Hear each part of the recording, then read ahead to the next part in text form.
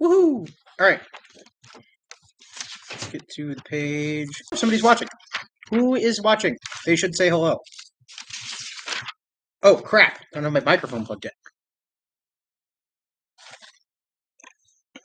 You know, this is what I get for being unprepared. I don't know if anyone can actually hear me right now, but if they can, this is what I get for being unprepared.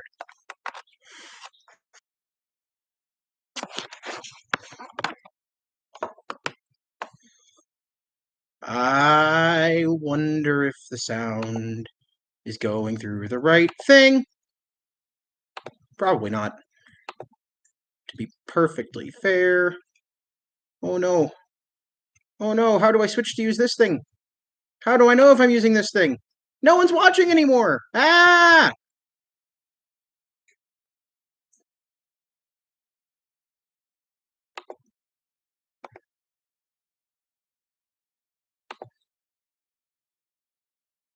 You done messed up, Aaron?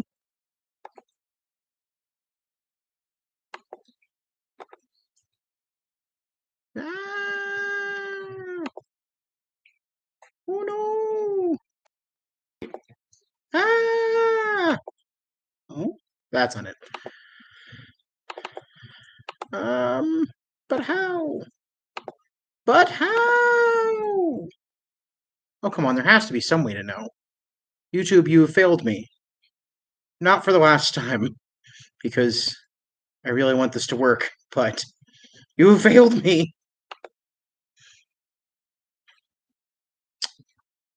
Oh no.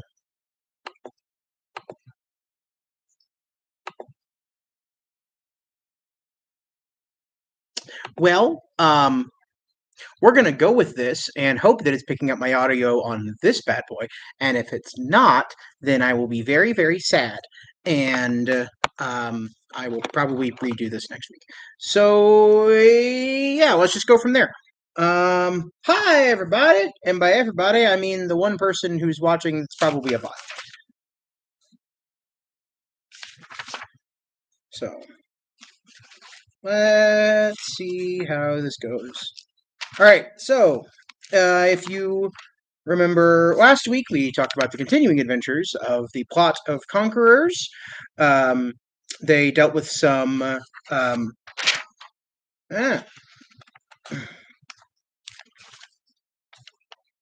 Yeah, they dealt with a goblin boss and a bugbear and some goblins, and they dealt with the demon chickens, aka cockatrice, and they got some more loot, and then they found the. Well, they got out. They found some food. Everybody talked about that. Something really classic that I like to use a lot. And they followed some tracks out.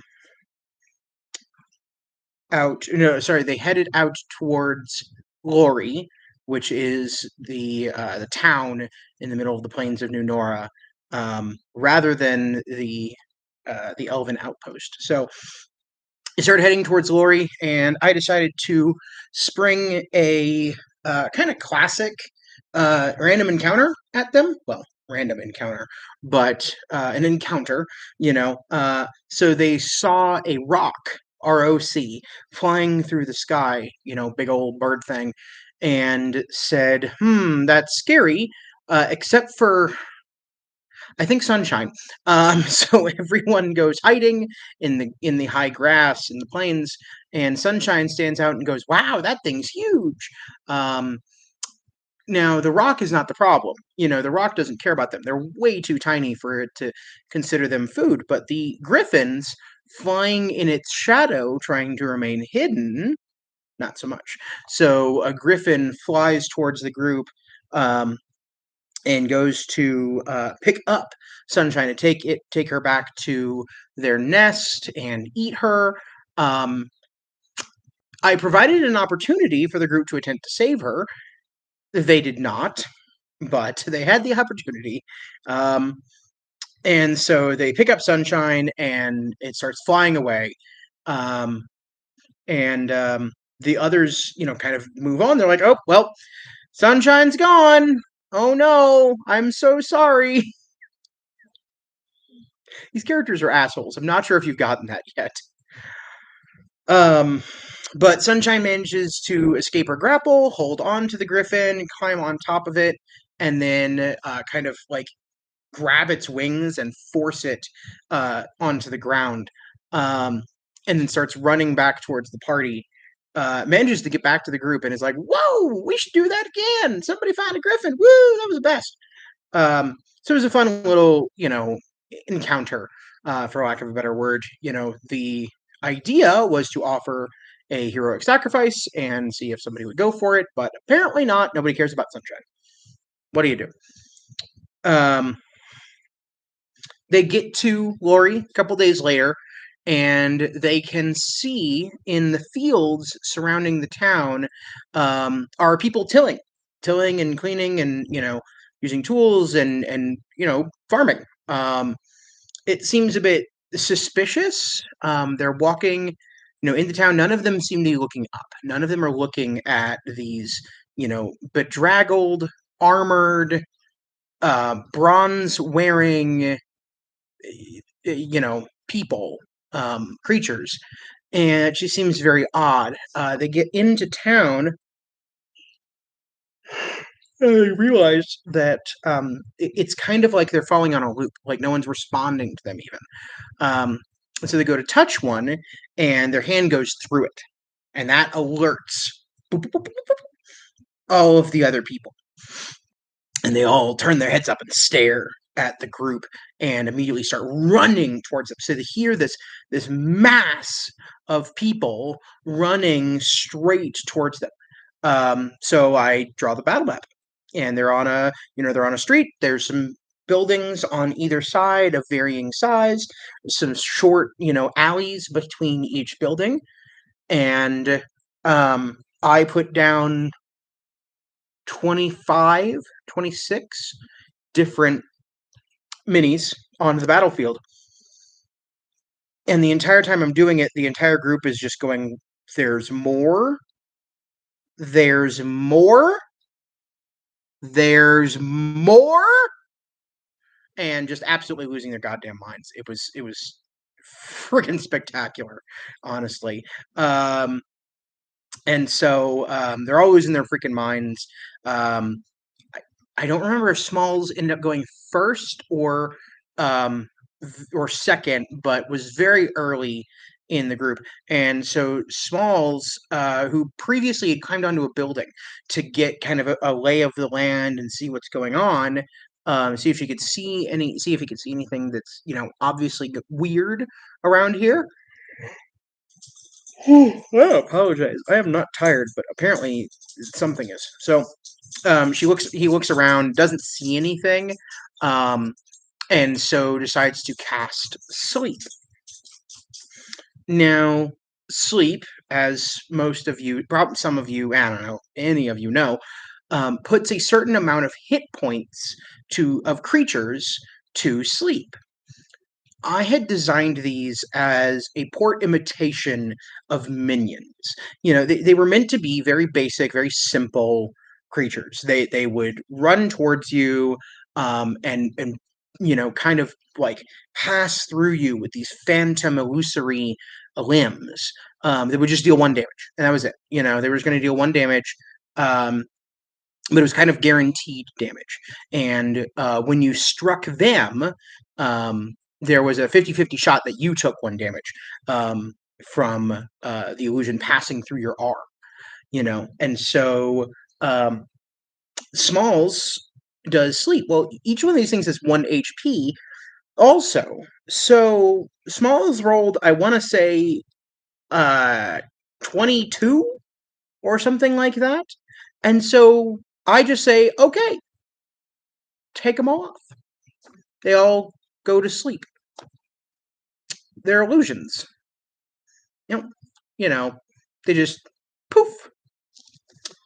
So, great plan. I mean, honestly, I couldn't fault Small's player for that. It was an absolutely marvelous plan. I think if I had thought a little bit more, I could have said, okay, well, each one is 4 hit points. But I wanted to make sure that no one ever hit one and it didn't just immediately poof. I didn't want this to be something where there was any um, hit point tracking or anything like that. And again, I could have just said to myself, "Oh, if you hit it, it dies." Duh. But they still have a certain amount of hit points. I wasn't thinking that way. It was honestly probably the biggest mistake that I've made in this campaign. And so really just it just whiffed. It was boring. you know um so they get to the center of town is basically what happened. Rather than having to deal with this encounter and each round like two or three of more of them showing up until I'd hit like, I don't know, 40 I was going to go for. Then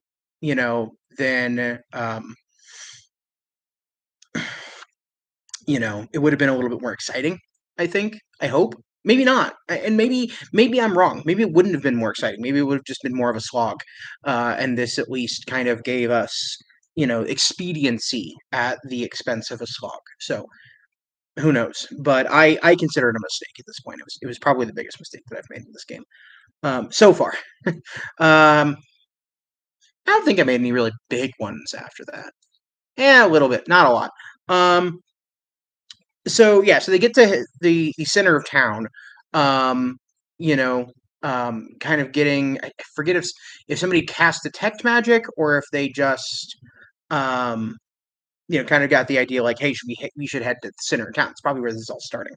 Um, and they get inside of the magic circle around the tower at the center of town that they can't see, and that magic circle was keeping the tower hidden and creating the illusory people.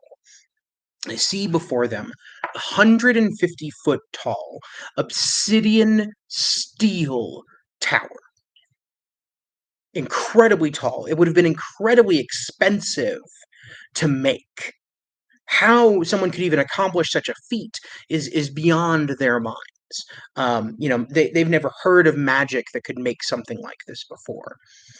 And at the top of the tower, they can see that it's partially open, and out of it is shining lights of red, blue, and green in order. And they see a large door on the front. So they have this moment. Do we go in? I mean, we could just leave this. Like, this isn't our responsibility. We were supposed to go beyond the mountains and eliminate the evil there. But Sunshine is not that person. Sunshine is a good person and was uncomfortable with that idea, let's say. So um so yeah, they have this big, long, drawn out debate, and I think I said this last time as well, but I think the debates like that are important. You know, it's players taking the world seriously.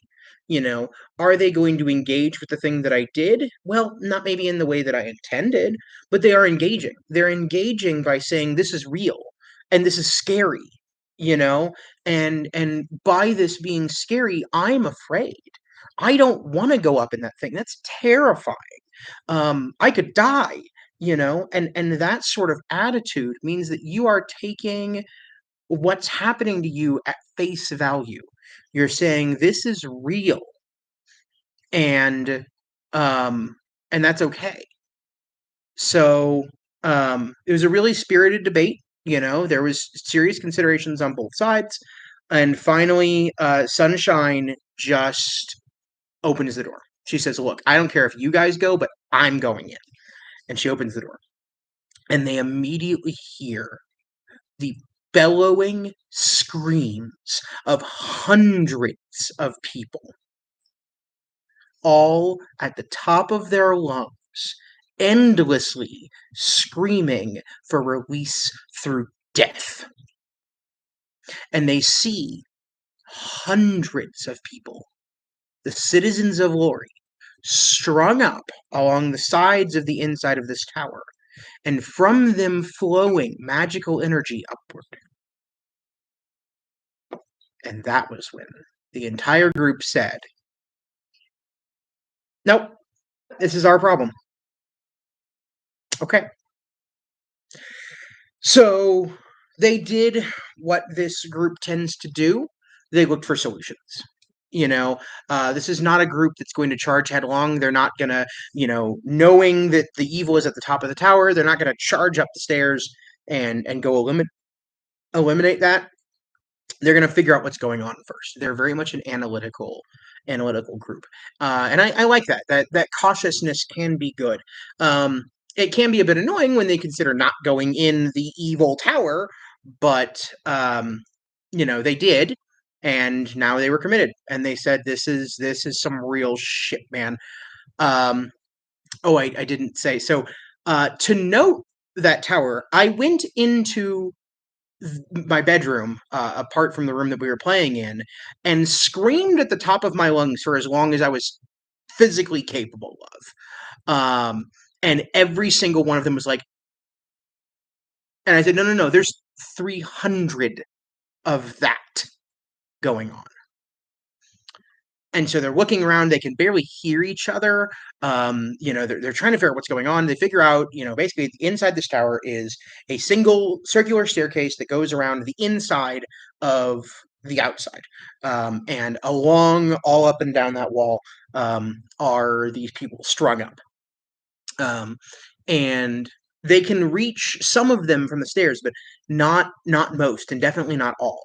And they realize that they really need to get somebody down.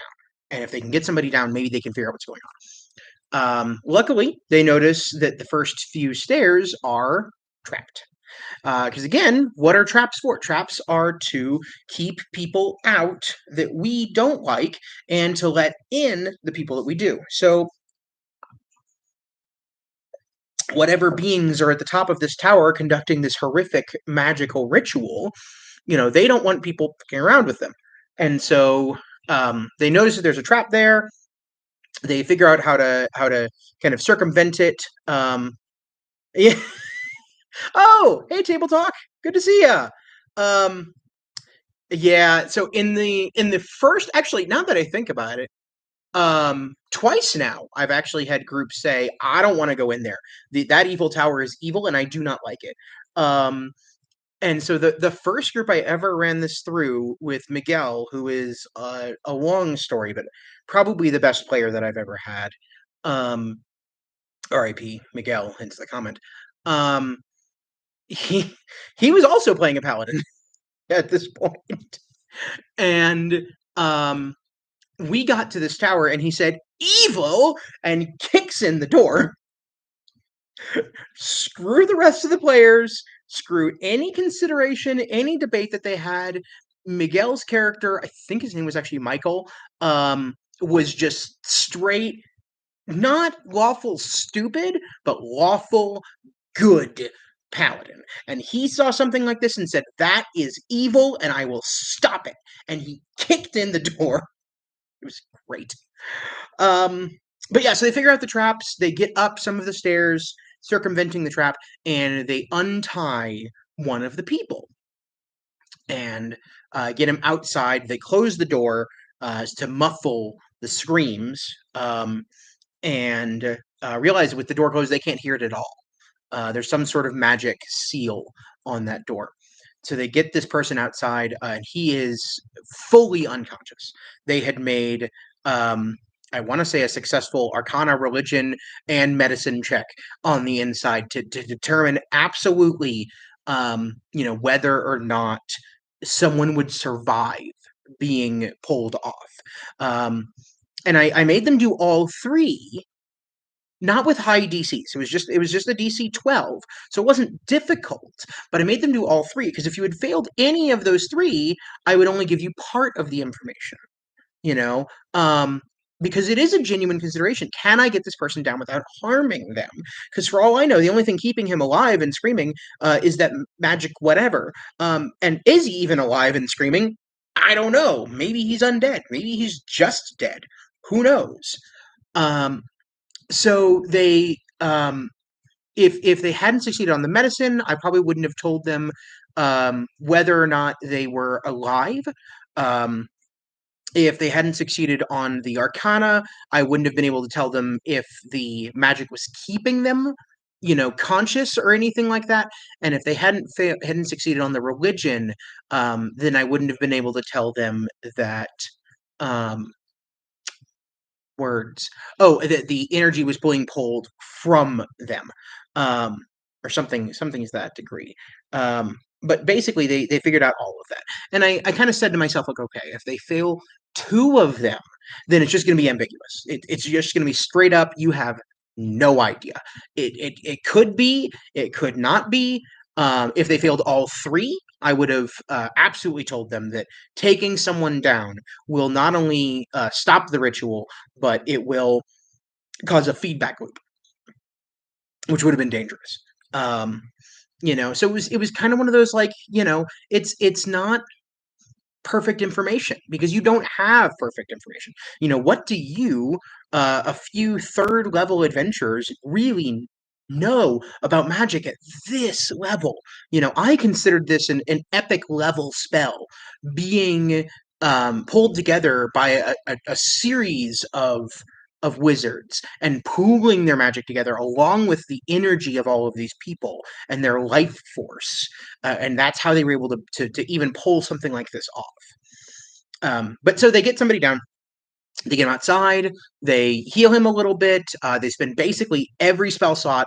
Um, no, not every, but I want to say two or three first or second level spell slots to get him up and conscious, because it wasn't just a matter of getting his hit points up. He has been drained of his life force.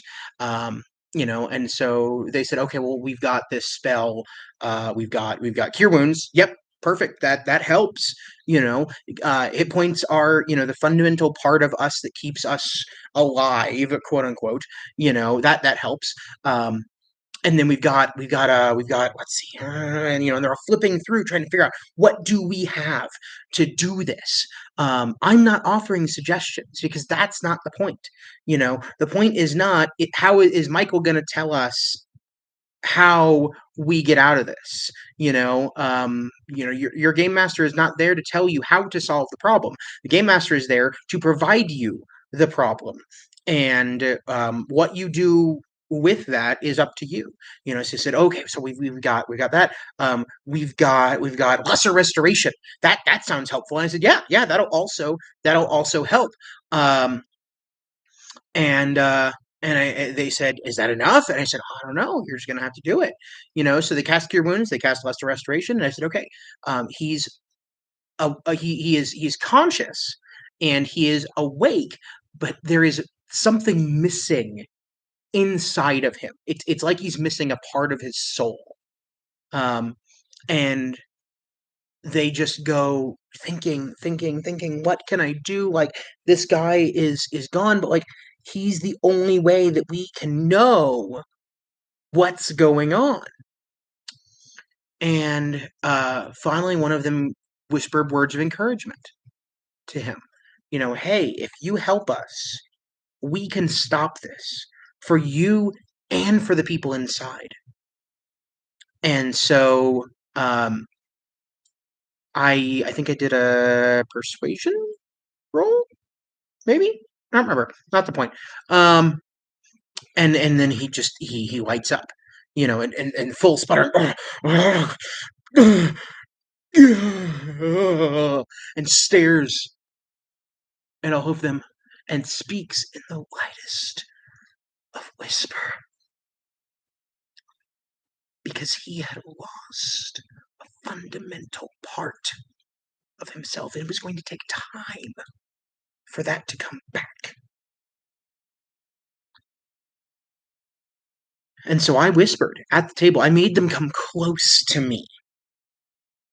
That physical action made them feel like this is something serious. And so they get close and they ask him what happened. He's not able to explain much. He doesn't remember a lot. And no one's going to remember a lot until they've been down off that thing for a little bit of time. And so um, he tells them that an army of goblinoids marched into town and captured whoever they could and killed the rest. And then he remembers being put in cages while they started building the tower magically. Um, but it still took days to complete, weeks, possibly even. They kept them alive on bread and water, um, and finally he doesn't remember anything else. He remembers going to sleep, and then he remembers right now. So they say, okay, well, then we know there's some sort of goblinoids up there, you know, um, and they know they're conducting some sort of evil ritual, you know, but that's about it. Sometimes that's the only information you have, and sometimes that's the choice that you have to make. Are you heroes or are you adventurers, or are those the same thing? And this group decided that they were heroes, so they open the door to the tower and they go right back up. And they managed to find. Did they go right back up? No. We're talking to the guy, trying to get more information out of him. And Sunshine says, I'm going to go back in the tower and start scaling the stairs. Um, and Smalls isn't going to let her go alone. So Smalls and Sunshine start heading up the stairs. They luckily find the traps for the other two traps heading on the way up, and bypass those. And then the rest of the group realizes they're gone and go, well, guess we got to go help. Um, so it's an interesting setup. I think that if Flea Mortals Adventure Pack by MCDM Productions had been out when I ran this session, then I would have run these minions very differently, but it wasn't, and I gave it a shot. I tried my hand at that design, but there's an important lesson that Matt Colville, who I consider someone that I look up to very, very, very much, not just in YouTubing, not just in gaming, but in general. I think he has a lot of philosophy that I think really stands the test of time. But at least in gaming, there's something that he says that I believe very firmly, and that's that design doesn't stop just because we go to the table. Next time I run the scenario, I'm going to make those minions better. They'll have hit points, but they'll still go down in one hit. And there'll be a whole bunch of them just charging at these player characters. I thought that the intro to the tower was great. This group really got it. Going in the other room to scream, primo. I heavily recommend if you ever want to simulate screaming, just go on like the other part of a wall, close the door even, and just scream your lungs out. I guarantee it'll make your players go and react. But it's a great way of making them for a moment go, whoa, what is going on? But yeah, really, really good stuff. Talking to the person, that was new. I never had that before. Everyone kind of, actually, I don't think I've even had a group ask if we could. It's always been a matter of, okay, there's something evil going on top of this tower, and end of story. It doesn't matter what the next piece of that statement is.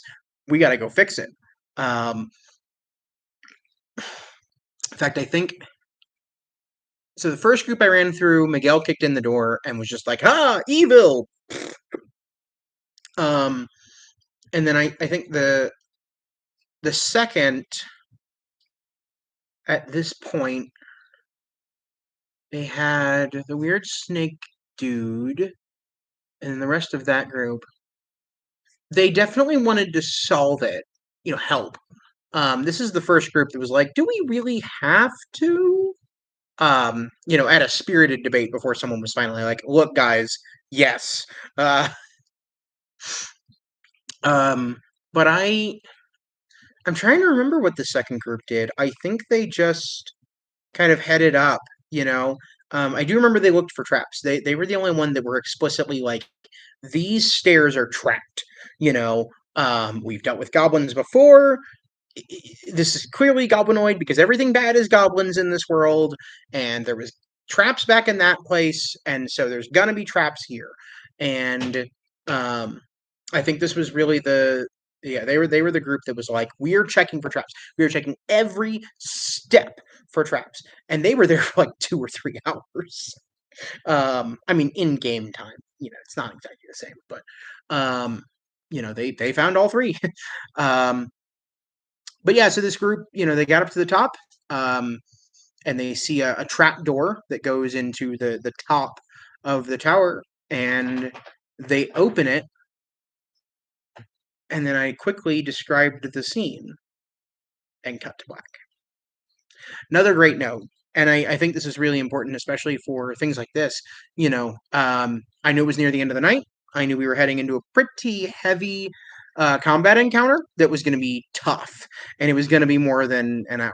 You know, and so I said, okay, let's just at least get you to the top, you know.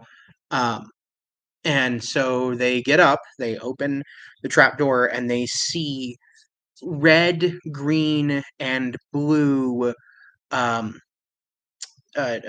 paint that's phosphorescent. It's shining with an internal light out of the floor, and they can see that the sigils drawn in these colors are all over the top of this tower, except for a very small strip around the outside, just big enough for you to stand, aka 1 square. So there's 1 square around the outside, and then in the inside is all these sigils.